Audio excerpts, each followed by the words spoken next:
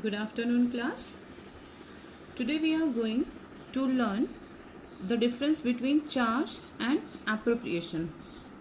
The difference between charge and appropriation. Okay. Charge means the firm has to pay. Charge means the firm has to pay in anyhow, whether the firm is going on profit or whether the firm is going on loss. It's mandatory for the firm to pay the two partners. Okay, if the partners is entitled for interest on capital or on salary and on commission, what it may be, if the particular partner is entitled for all these things, so it is mandatory for the firm to pay two partners. Okay, it is mandatory for the firm, whether the firm has suffering from profit or whether the firm is suffering from losses. That is a charge. Appropriation means if the firm is having a profit, then it will pay, but if the firm is suffering from loss, so it will not pay. अगर firm को profit होता है तो firm partners को ये सारी चीज़ें देंगी, लेकिन अगर फर्म लॉस सफ़र कर रही है तो ना इंटरेस्ट ऑन कैपिटल देगी, ना सैलरी देगी, ना कमीशन देगी, कुछ नहीं देगी. अगर एप्रोप्रिएशन रहा तो, अगर चार्ज रहा तो फर्म को पे करना ही पड़ेगा, चाहे फर्म प्रॉफिट अर्न कर रही हो, चाहे फर्म लॉस बियर कर रही हो. अगर क्वेश्चन में चार्ज है, चार्ज वर्ड है, तो इसका मतलब द फर्म हैज़ टू पे इन एनी हाउ. ठीक है, किसी भी सर्कमस्टेंसेस में पे करना ही पड़ेगा. अगर लॉस सफ़र कर रही है फर्म तो पार्टनर्स अपने घर से लाके पे करेंगे, लेकिन पे करना पड़ेगा. So that means charge.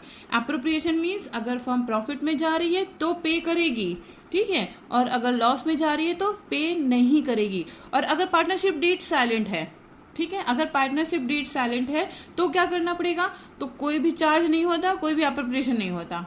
अगर पार्टनरशिप डीड साइलेंट है तो no charge no appropriation. That means कुछ नहीं देना है. हम ऑलरेडी पहले भी पढ़ चुके हैं ना. अगर पार्टनरशिप डीड साइलेंट है तो किसी भी पार्टनर को कुछ नहीं मिलेगा खाली. और प्रॉफिट शेयरिंग रेशियो क्या हो जाएगा, प्रॉफिट शेयरिंग रेशियो इक्वली हो जाएगा और सिर्फ इंटरेस्ट ऑन लोन पे करना पड़ेगा, और वो भी एट द रेट ऑफ 6%.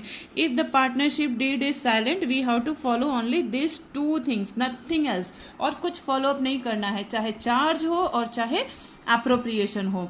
समझ में आ गया चार्ज और appropriation. Now question is that how we will know कि whether the question is asking for the charge और whether the question is asking for the appropriation.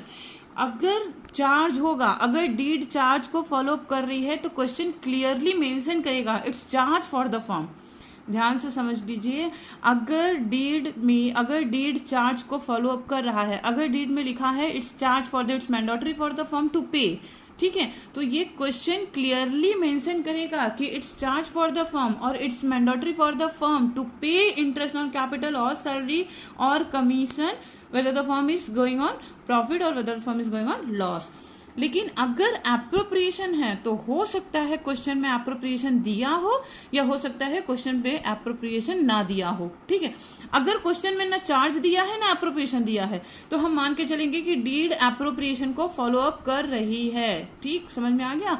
अगर फर्म को charge continue करना है, मतलब अगर फर्म के डीड में दिया हुआ है कि ये चार्ज है, तो फर्म क्लियरली क्वेश्चन में मेंशन करेगी कि it's a charge for the firm to पे.